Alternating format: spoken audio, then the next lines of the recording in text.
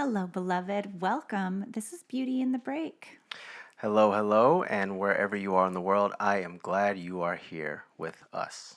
It is a special day because today I have my father on the show. This is the first time we've had a parent on our show, so it's going to be really fun and special and unique. I feel honored that I get to have my father on the show. He's kind of had his own mini introduction in past episodes because we've brought him up so much and we've talked about him a lot.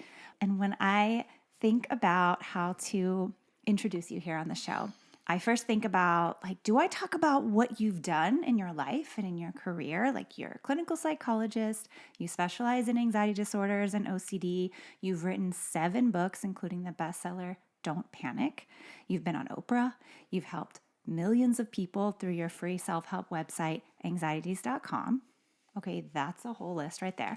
But then I also think, do I introduce you based on who you are as a person, which is someone who is deeply curious about the world, interested in growth at every stage in your life, a lifelong learner, loves everyone deeply, and is quite funny. I think a lot of people who know you know all of this, and they would agree with all of those things. But here's what I see that not everyone sees, and this is why I wanted you to be on the show. I think you are an unassuming rebel. You innovate within your field, and to do that, you have to completely disrupt the system that you're in. See, I think this is so key and so important for everyone who listens to our show. And the reason I think this is important is because we're in a time in our world right now where a lot of us are not super thrilled about some things that are happening. And even if we don't necessarily have the same drive and that same internal system that you have, we still want to disrupt things somehow. We want to be a bit rebellious. And I personally am like such a rule follower that I don't really know how to do that. But we have to learn how to go against the grain and not be a follower of the herd. There's also the fact that everybody has within them the ability to take action whenever they see something is not being done the best way that can appeal and affect and help the most people. I want to be someone who stands up for injustice and who advocates for people. And I want to have the guts and the grit to do that. And I think you are the perfect person to teach us how to do this. Well, so tell us a little bit about the first time you felt you ever disrupted something. Oh dear. Well, will go back to when I was 15. I put together and this is ironic, my dad was in the tobacco industry, in manufacturing, but I created a program to go into the junior high and introduce those kids around the problems with smoking. And I went and got from the American Heart Association a damaged lung from smoking. I didn't know So the story. that was a disruption. So that's first, I hadn't really thought about that in a long time until just this moment.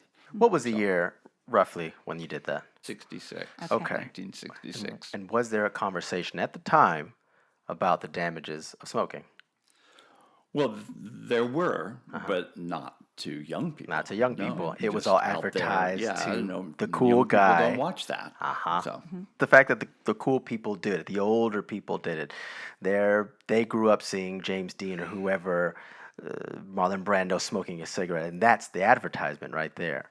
Yeah, yeah. Why did you do that at such a young age? What was the hook that was like, oh, I have to teach them about this? I assume we will talk about it. It's like, I don't want you guys to go forward and make mistakes based on lack of information, lack of knowledge. So I think that was probably my driver, because it was my driver forever after that.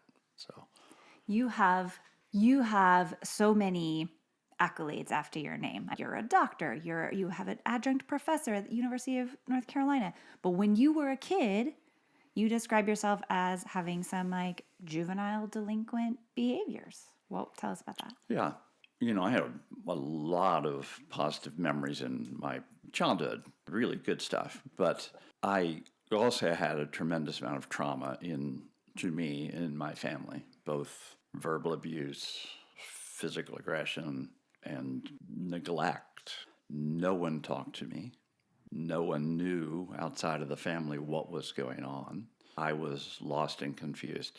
And I think I began to channel some of that energy into juvenile delinquency, which started probably when I was 16. So my friend and I would sneak out middle of the night pretty much every weekend. We were aggressive, stealing things. Now I'm realizing there's some things we did even in the daytime. And something was getting expressed with all of that. And that went on all the way until my freshman year of college, wanting to get back to it with my buddy. And he didn't want to do it anymore. That intrigued me in a couple ways because my teenage years were similar, where I was committing crimes, I was in a gang, I got arrested. There was a lot of aggressive output. And I also felt that isolation and aloneness as a kid.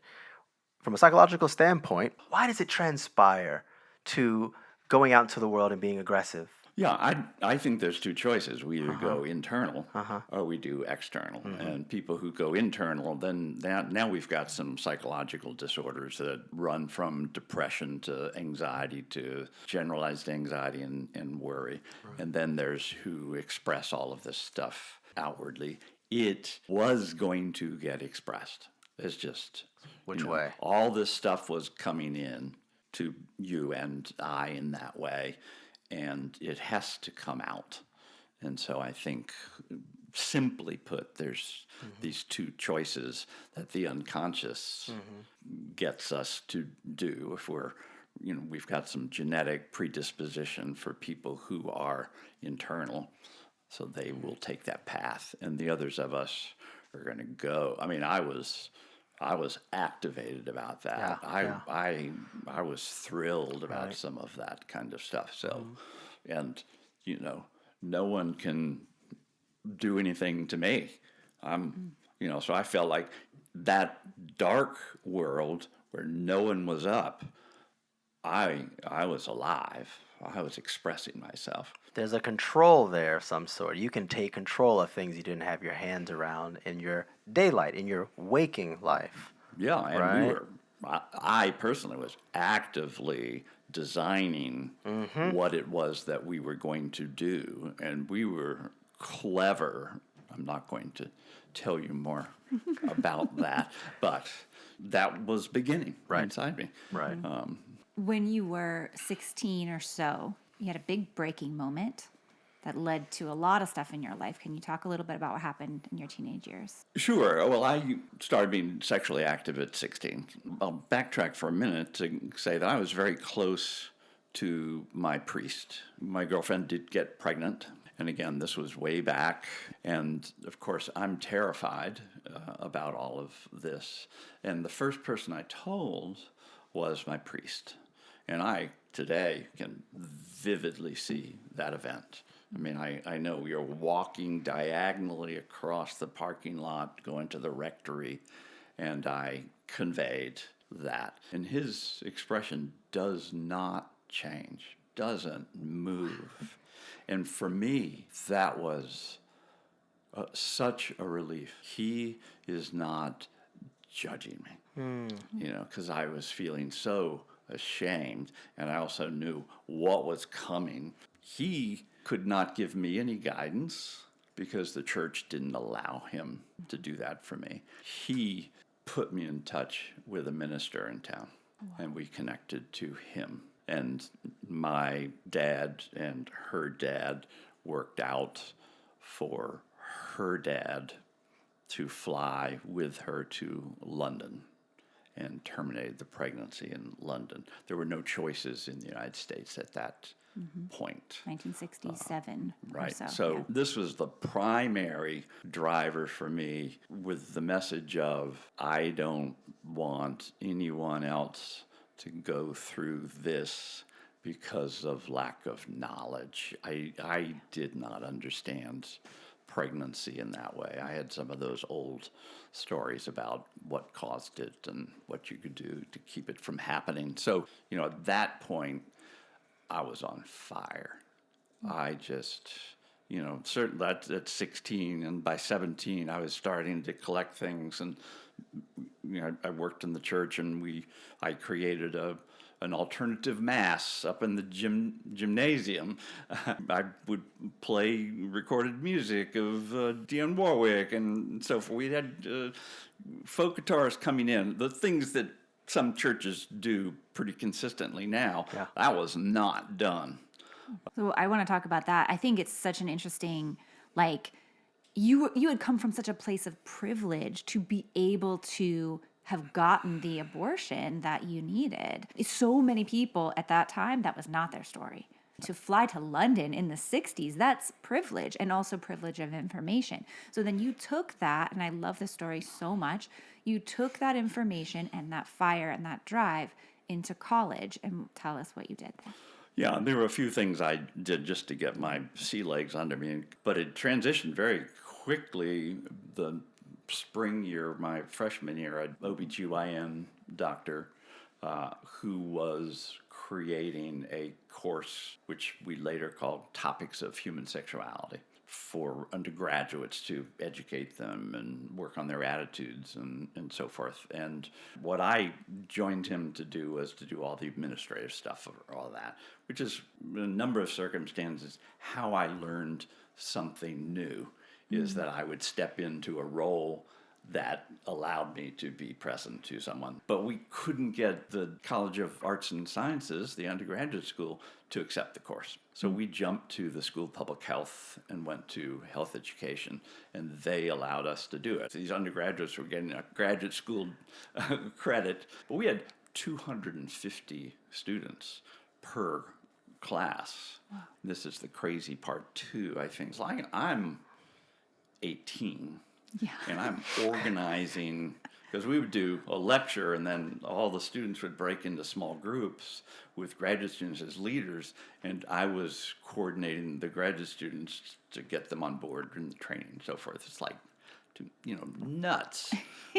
But somehow I was able to do that. And I would just say, the university didn't want you to do it because why? Well, they don't want to talk about that. They don't want to talk about sex, right? They don't want to talk about the problems. They're going to get in trouble because Yeah. I'm not going to stand for that. So Yeah. And you were teaching about sexuality, human sexuality. You were teaching about contraceptives. You were teaching about abortions at that time. All of those things. Yeah. Homosexuality, the works. And so you were up against this great system of a very powerful university. You were on their radar, weren't you? Yeah. Yeah. Yeah, it started. You want me to tell you what happens after that? Please do. So that was that freshman, sophomore year. I think the spring of my sophomore year, I decided to create a counseling service for students around sexuality. And so I called it the Human Sexuality Information and Counseling Service. And we trained, I sent out a notice to the local newspaper and so forth. So we trained students and community people, and we offered this service to students and community people. But primarily our focus was on the students. So ours was the first one that did that broad cover of everything. And it was, I get a little choked up thinking about it. It was incredibly successful in terms of doing what was missing for students, because again, no one was being educated. No one was talking about it. And we were seeing either on the phone or in person 1,600 cases that first year, which is a lot. Yeah. And simultaneously, we're having to confront the administration because the Student Health Service shamed co-eds coming in looking for contraception. Young women, young collegiate women. Young women. And the policy at the university, listen to this, if you got pregnant, you were expelled from the university and you could not come back to school unless your department chair allowed you to come back in And so I was fighting mad. I mean, I wasn't aggressive in terms of confrontations, but it was like, again, I'll use that expression. I was on fire about doing this. One resource I have is I'm an introvert. And so I had a girlfriend who I loved, and she was my face in that world. She was social for me, and I just had my head to the ground and just what next? And you were 18, 19 years old, training other students to be able to counsel other students about how to get contraceptives, where to go for an abortion, things like that. It was all done grassroots and on the ground level. But of course, we were bringing in experts to teach them around bringing the physicians in and so forth, counselors in. The fact that you were doing it. The fact that you were the one doing it, not the teachers, not the professors. Right. That's the different part. What strikes me the absolute most is the deep amount of wisdom it takes for an 18-year-old to have, to recognize, 1, the situation that I'm in, 2, how does this feel for me, and 3, how can I turn it around and help other people? Yeah. That's a 3-pronged step of deep wisdom that I don't know most of us have at 18. Yeah, and I wasn't aware of what you're saying. Yeah. I was You're just doing it. Here's the next thing that needs to be done. Yeah. The story, as I understand it, is you were in the student union because they would let you be there and have a space there, and you had colleagues that were manning the booth or the table on the phone, answering phone calls and taking people in with a curtain that you just hung up a blanket or something. You've seen that I've picture. seen the picture. Me with my long hair and my beard, and Maybe we'll post that on socials for you. Yeah, you were open all kinds of hours, really long hours, right? You took a lot of different people to work there. Yeah. It's quite an effort. Yeah, and by the end of my senior year, I pulled together. I apologize for using the word I pulled together. I organized what I called the North Carolina Workshop for Problem Pregnancy Counseling. And I got 6 statewide organizations to co-sponsor with us. Man. The North Carolina Health Department, North Carolina Department of Social Services, and we did a 2-day conference. There were attendees, counselors, nurses, social workers from 100% of the 100 counties there in order to learn this stuff. We had probably 15 abortion clinics from Washington, D.C. and New York City coming down and displaying. We had a highly articulate representative of that anti-abortion movement, who was Wilkie, was his name, who was really good at what he did. In fact, we had an evening debate between Dr. Christ, who started the course with me, and Wilkie, and Dr. Christ didn't hold a candle to him. He was so, and then you're showing the photographs of the, all of that. Appeal to the stuff. emotion. And then we put together, I edited a book regarding problem pregnancy counseling that we distributed to everybody there. And then I think the next year it was picked up by a publisher and was published nationally. So that was a pretty, some of the things we did, we could not do it today. Today's society would not allow it. Back then, we did it. You really were a community organizer. Yeah, and there was a significant change in students' sexual behavior in 4 years. What they had predicted would take 10 years, it took 4 years. Wow. And so that turned out to be my first publication in a journal of obstetrics and gynecology. So that was just, things were accelerating. Absolutely. Yeah. How long did it continue? The Human Sexuality Information and Counseling Service went, to my surprise, another 40 years. Yeah. You think about how many lives you helped from what happened to you, how many lives you've changed. They're walking and living this life now a little more secure, a little more free, because they made a better choice from what they learned. That says so much. Those people who are walking around in this world right now have no idea or no clue where you are, who you are. Some do, some don't. But they have that freedom right now Yeah. of knowledge. And of course, there are so many people like me who do this exact same kind of finding my drive and acting on my drive into the world. I'm not alone here. Can you tell us about the moment that really like lit the fire even deeper for you? You mean without starting to cry? Well, you can cry. Yeah.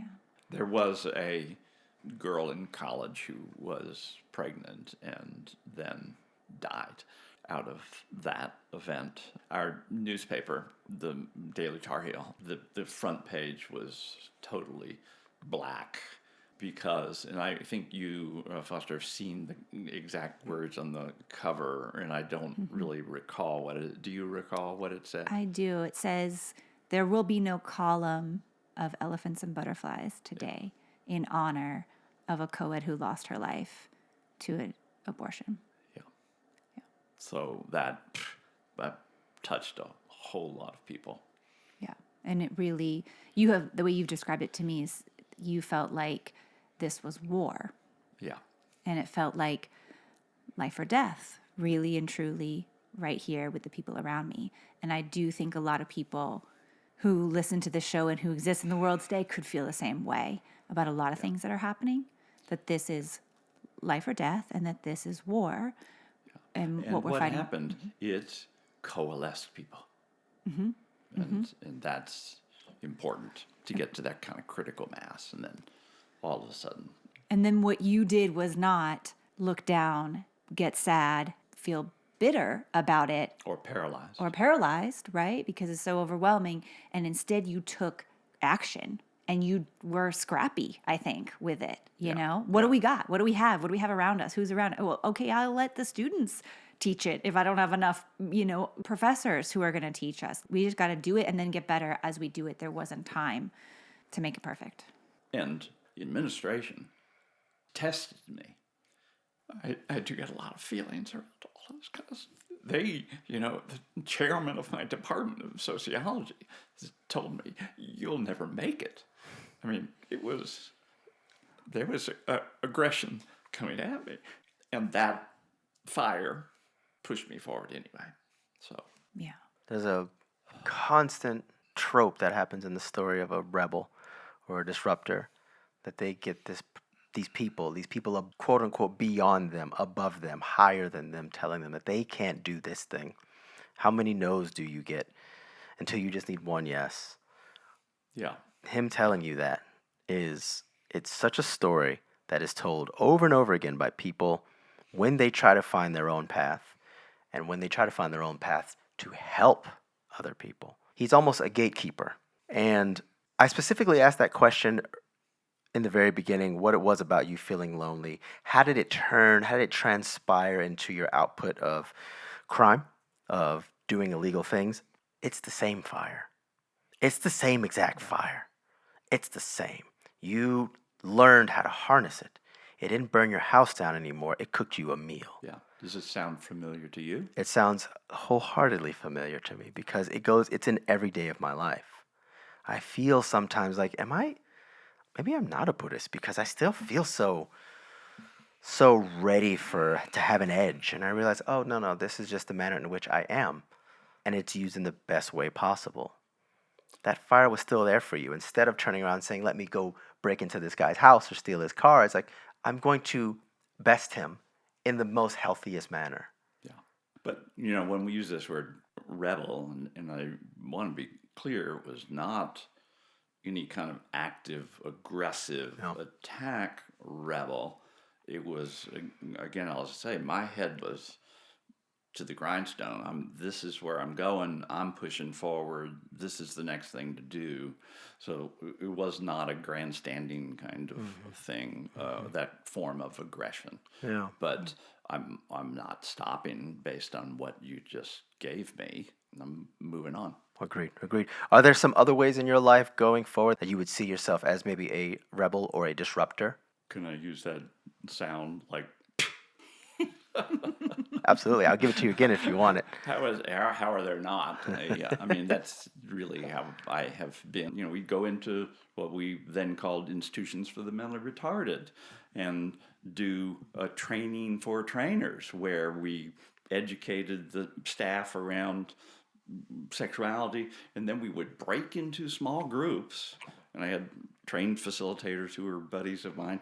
They were like, you know, we were long-haired hippie freaks in many ways, but very competent. And they would watch explicit films and then have group discussions. I mean, that was Yeah. again unheard of, but attitudes are being changed because in institutions for the mentally retarded, they abused those children in that way. There were no doors on the bathroom stalls. Anyone who was caught with any kind of sexual activity was punished. So all of that, we went in and started to disrupt. I left sexuality and ended up working in a chronic pain unit. And again, this was a therapeutic community, and those was like the only one that I knew of in the world. Patients came in with chronic pain. They lived as a community. They got up and made their own bed every day. And they had, you know, yoga classes and meditation and so forth. And all of that stuff, again, my dissertation came out of all of that. And it really broke something through for me regarding this whole topic we're talking about, which is I looked at people who just went through the program versus people who asked for a service, more service, like could I have another session with my counselor? Could I work on meditation with someone?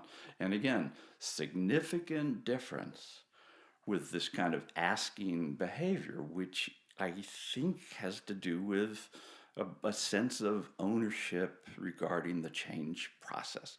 And although pretty much everybody in the study was 100% off medications when they walked out the door, Wow. these folks were sustaining themselves Wow. longer. So, you know, we all of that went through that disruptive process. And when I left there and I was now working with a psychiatrist in his practice at Mount Auburn Hospital, the media started talking about panic disorder, which, you know, back then we talked more about agoraphobia, women basically who were trapped in their homes. And none of us were trained. All we got was how do you treat a specific phobia? And yet, because of my work in pain, I knew meditation, I knew relaxation, I knew some of these general skills, and they just started coming through everybody's door. Everybody. And so I had a leg up and started seeing more clients at that point, patients at that point. And then this was this next transition, which is I don't have enough knowledge to do this work.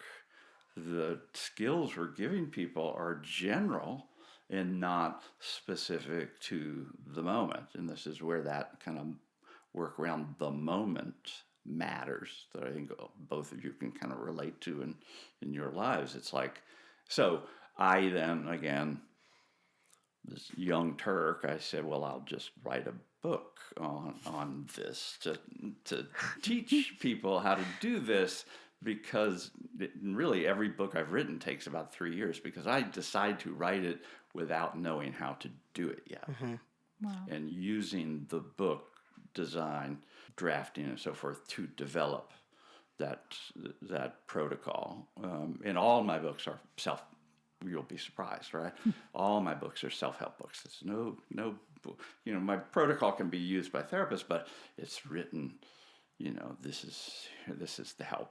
So I'll be quiet now, but you asked me, did it come out any other places? So I just want to say, first of all, using the book to develop the treatment program is actually mind-blowing, because I think a lot of people, I talk to a lot of people who are like, I'd like to write a book. I actually think I have a book in me, and someday I'll write that book. But wow, I just want to give everybody permission, if that's been on your mind, the person listening who has been wanting to write a book, some people in this room, here's your permission to just start writing it and figuring it out, and figuring out what the extra questions are along the way. Yeah, here it is right here. And now you've written 7, I think, and you have a book coming out next year. Yeah.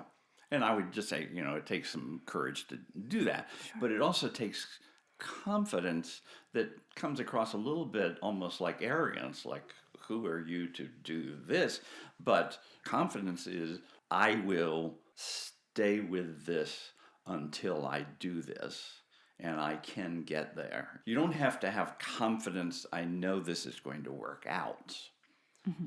I would use that word drive again. You have confidence that you can persist in the face of adversity. It's like, what next? Mm-hmm. It's a confidence in the action rather than the confidence in the consequence.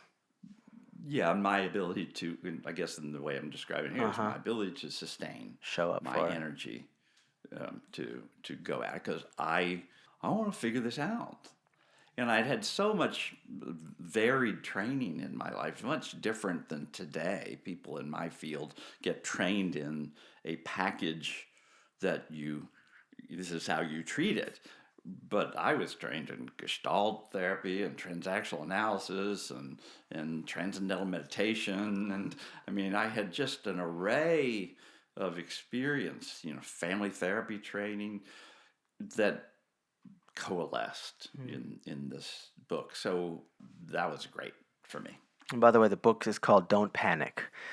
You mentioned it earlier, but the book Taking control of anxiety attacks. Yeah, so. Don't Panic, which is still available everywhere. It's in its 3rd edition. 3rd edition. I still, by the way, my friend, I still pick up that same sort of confident action that you have. It was a few months ago you called me about something. We had a conversation. You needed to know some information. And then quickly you were like, all right, I got to go finish this book here.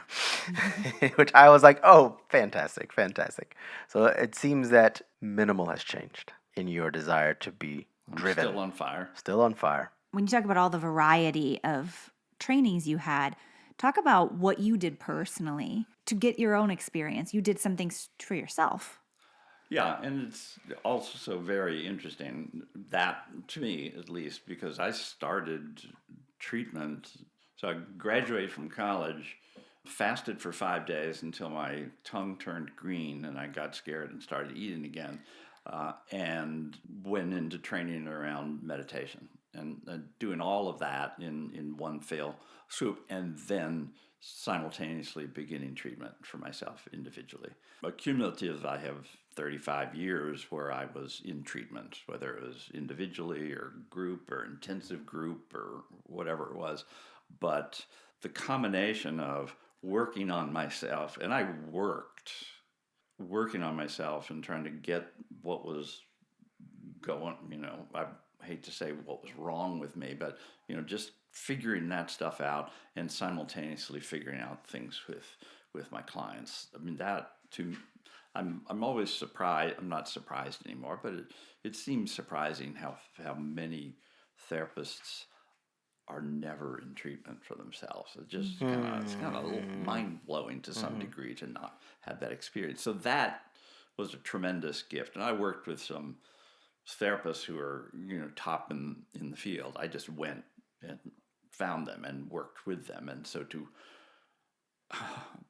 here I go again, getting choked up around how you use the word privilege, but even though I chase them down, it's like to have the privilege of directly working with these people who were stars in their field. It's like, what a blessing to me. What are the costs of being a rebel? How many of these questions bring up emotion for me? It's impressive. Well, I can just at least start with my field right now. I am a rebel in the protocols I use to treat my clients and the self-help that I propose. there is a system that, again, back to socialization, that everyone is trained in. And then there's me. And the drawback of then there's me is there's ways I don't get invited to do particular presentations because I'm a outlier. It's just how it is. I know it. I get envious and jealous of most of the people in my field who've been around for a long time, I know, and are friends of, colleague friends of mine that I've been working with for 30 plus years. So to see things happening with them that are not happening to me, it's like, and I'm okay with jealousy. It's just a feeling.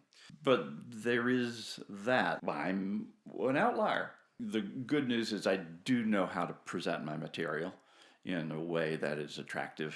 I put this out, I put that out, I do this training by myself. So there's still a lot of by myself work. And that is a price that I pay, and I don't have any choice about it. I can lament that. I have a strong, don't mean to say this in an ego way, if it comes across like that, okay, so be it. That's not how I feel. I have a need to establish my legacy that continues after me.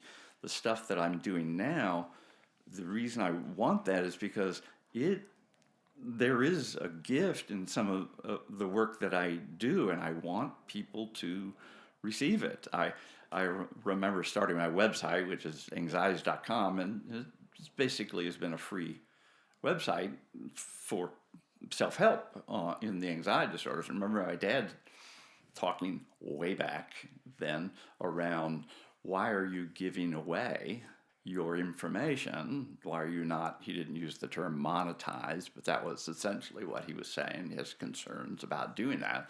And my response to him was, again, we'll be surprised to hear this, like, I don't know, this is what I need to do, this is what I want to do. It was a sense of, in the long term, it will come back to me. And so there has been a way, by being an outlier, it just pushes me even more. Mm-hmm. Oh, there's a trend here, isn't there?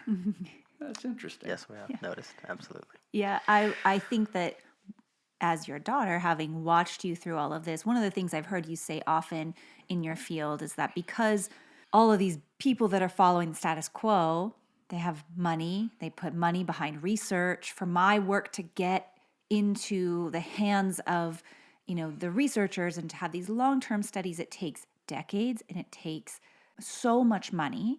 And just like the counseling service and the abortion situation in the late 60s, early 70s, it's more urgent than that. People are suffering right now. Thank you.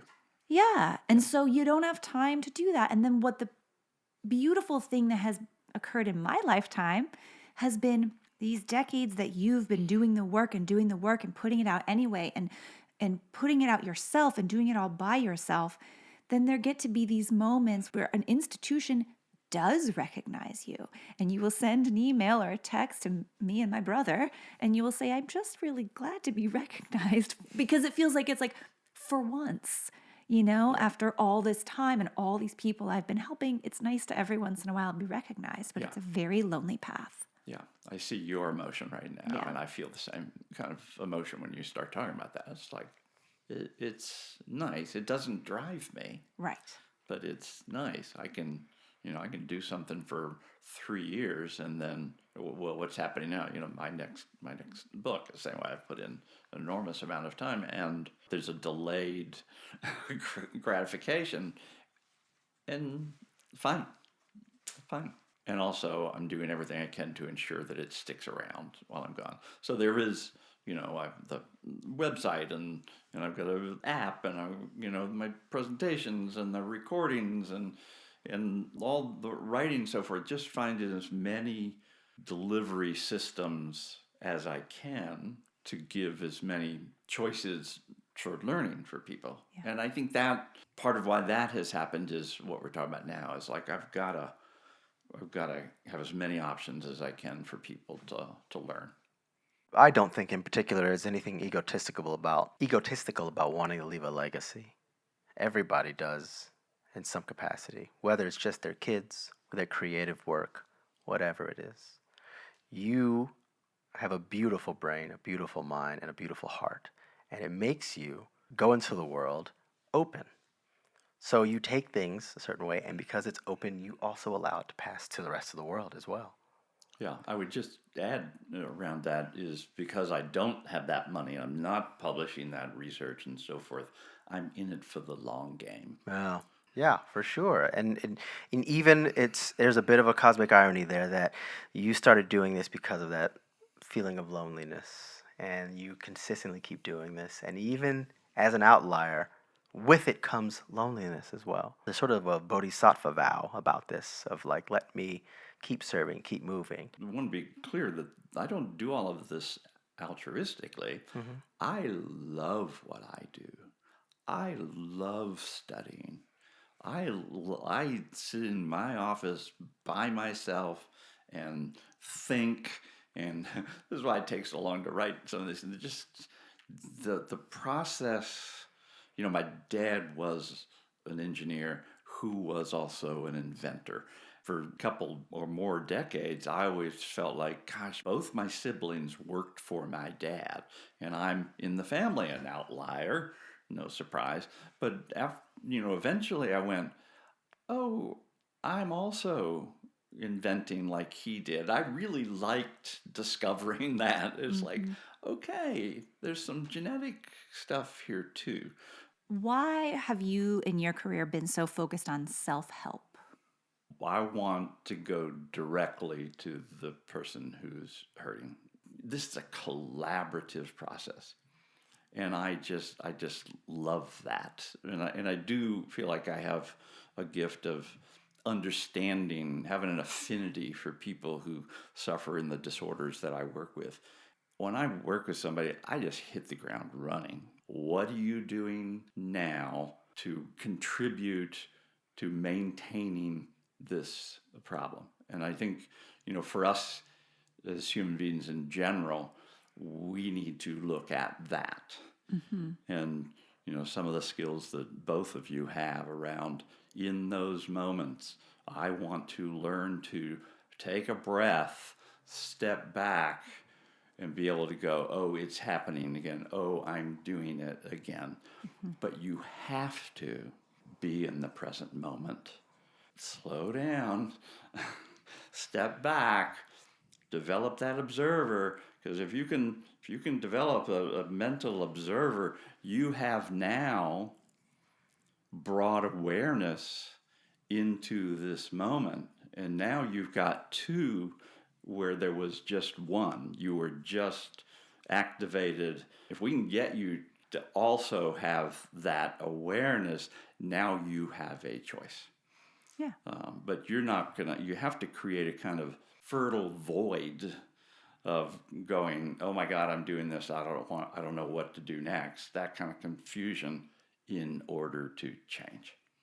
And this is like what you talk about all the time, where you're just putting a slice of space of awareness in between you and the thoughts you're having, in between you and the voice. We were talking about this yesterday with eating disorders and me being so blended with my eating disorder that I didn't recognize that I had one for so long, which we unpack in a whole episode here. But what you're talking about is this present moment where we are literally looking at this very present moment and putting a little bit of space in between it. And then what I also heard you say is that there is a level of urgency yet again. You need to be in the self-help world to be able to reach the people who have a great level of urgency. We hear so much about talk therapy. That's a beautiful thing. And also that's not what you're doing. You're not sitting here unpacking, why did we get to this place that you're in? We're looking at right here, right now. You are suffering greatly with your anxiety disorder, your fear, your OCD, whatever the disorder is that has a hold on this person, and you're saying right here, right now, something needs to change. We're just going to focus on what we can do right in this moment. And it's actually, that feels like a weight lifted off, that I don't have to sit here necessarily and unpack my whole history to be able to take action and make change and get better. Yeah, but the other thing that I try to convey to people too is I have to get big because I am going up against this disorder that is very big, right? And so there is upper hand, the top dog position I take, and then I move to an underdog regarding, I know this work like the back of my hand. I don't know you. Right. Carl Jung has this line: learn all the studies, learn all the theories, but when you're with a human, just be another human. Yeah. And that's very precious. That's very beautiful. It's very hard to do, I'm sure, because it makes sense why this society, why higher education has this. Well, this is the way. This is what we have. Because once they got it, why would you want to go back into the unknown with every single individual that could bring about some unknown situation that you can't deal with? Yeah. Do you think there's a dogmatism in the scientific world, the higher ed world? Oh, absolutely. Yeah. Yeah. We're built to do that. One is you learn all those kinds of things. Then the innovators come in and they try to figure out here's another way to think about it. And then it gets institutionalized. Yeah. And concretized. And manualized. What I go up against is what everybody calls the gold standard. And that's what you're bumping up against. So that is one other benefit of going right to the clients. Yeah. And I think it's so interesting you got to where you are today and all of your higher education that you had to get to be able to practice, and you have a PhD, right? But on that higher education path, you were constantly, let me into that program young, 3 years too young. Let me publish this early. Like, you really went up against them in that way as well. Yeah, and I was not going to go into a professional program and do it the traditional way. I was not going to sit still for it. So You mentioned earlier about being an introvert. Would you say socially insecure at some capacity? 100%. Yeah. Okay. Socially insecure. Okay. How do you still participate in a life working with people while having that introvertism? Oh, well, I have successes and failures around all of that. When you're socially anxious, or at least when I'm socially anxious, if I'm in a role, that's in some ways not me. So in my role, I feel confident. Strip that away, and if it's just me rawly sitting in front of you, then I'm really antsy. I mean, I can go to the grocery store with my partner and we come across people who know us and we're about to have an interaction. Before I know it, I'm 12 steps away going to get the cereal without even stopping to engage with them. So sometimes I've literally, in those situations, I have turned back around and gone back to talk. I feel it's just so hard socially, and it has a lot to do with they don't want to be talking to me, and I need to get out of this situation before they get to that place. So I leave first to avoid that judgment of others. If I were to guess, one of the contributions of that was to be in a family where we looked totally normal to them, but chaotic inside ourselves. And flashing on a dream I had that was so profound for me. So it's all my family and friends are down on the ground level looking at me, and I'm on a Ferris wheel by myself, and I'm smiling and waving at them. Simultaneously, the Ferris wheel is complete water of unknown depth, and I am flailing. My legs are flailing to stay afloat while I'm not letting anybody see that. Right. And I think that is part of, that was a profound dream for me to go, oh, that's what I'm doing. I didn't have great answers about what to do, except for another 10 years of treatment or something. But long answer to your question is that there is that distinction. If I'm in a role, I'm fine. I get insecure and afraid about people's judgments, but it's not going to stop me. Just don't put me there socially. Okay. I'm an introvert as well. And when I work with people, there's a feeling of that. Like, no, this is not who you see here is not who they're getting. They're getting the trainer, they're getting the meditation person, the speaker, I can whatever. do this behavior. Yeah. Uh-huh. I can do that role better because I know there's a separation. There's sort of a I can throw it far. I can talk really loud because we're so far. But if I yell at you here, it's like whoa, way too much, right? For me, once that rolls over and I come here, I'm wiped. Do you have that same thing? Absolutely. If I do a day-long training, I could go up in my hotel room and take another nap. So just to recuperate, it is draining, even though it doesn't feel draining at the moment. When it's over, Right. there's a real exhaustion from Right. it. There's a Clark Kent Superman kind of hero, not hero, but dual character where you're out into the world doing the work and then you come back and no one knows that other side because Yeah. you keep those two separate. And we've, again, we know this structure. We've constructed this, and then we're delivering it. So I'm delivering what I've constructed. It's a knowing about what's coming next. And then personally, it's not there. Truly. Don't know what's coming next, and I leap to something negative coming next. Okay. And I want to get the heck out. I see. For the person listening who is interested in maybe disrupting the system, but they don't have the personality that you have, how would you help them get to a place where they can do that? Well, no one's ever asked me that question before, so let me do the best I can.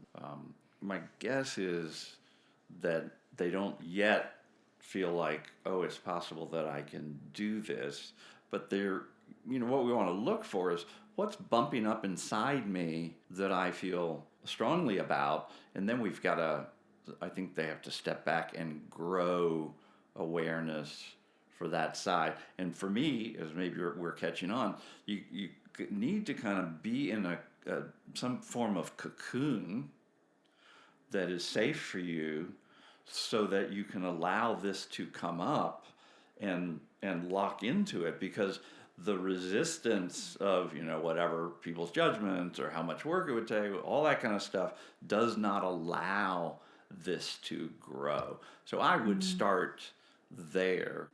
Yeah, I love that.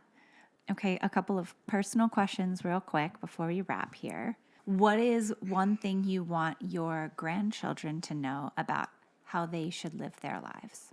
Oh dear, these are things that might end up on the cutting room floor, but I currently have a grandchild who's climbing, and I was really, this morning at breakfast, complimenting them on what that experience was like, and then asked them the question of, what were you feeling when you were doing that? It's kind of beginning that process. So that is an example of I want them to lock in to whatever they're doing, to really feel a sense of, I like this. I want more of this.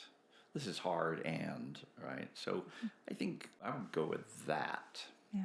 What do you want them to take from your legacy? Oh dear. Well, there was a real delay for me around matching up what I'm doing with what my dad did. So I would like them to be able to look back to the work I've done, for instance, and be going, that's in me. I've got something there already. How can I nurture that and move it forward? I think that would be nice. Yeah, their own version of it. Yeah. Whatever it is. Yeah. I already want them to feel, my other granddaughter doing her work in dance and just beginning for her, but it's like, well, because just 2 years ago she was going, I'm not good at anything, sports-wise, athletic-wise, and now she's got this little thing, and I'm like, okay, this is great. What can I do to contribute? Is there anything else I can do now to help contribute to the possibility of her finding some of those things for herself? Mm-hmm. Where can people find you if they want to connect with you and learn more about you? I absolutely think people should simply go to my website. It's called anxieties.com, and they'll see everything that I have to offer them.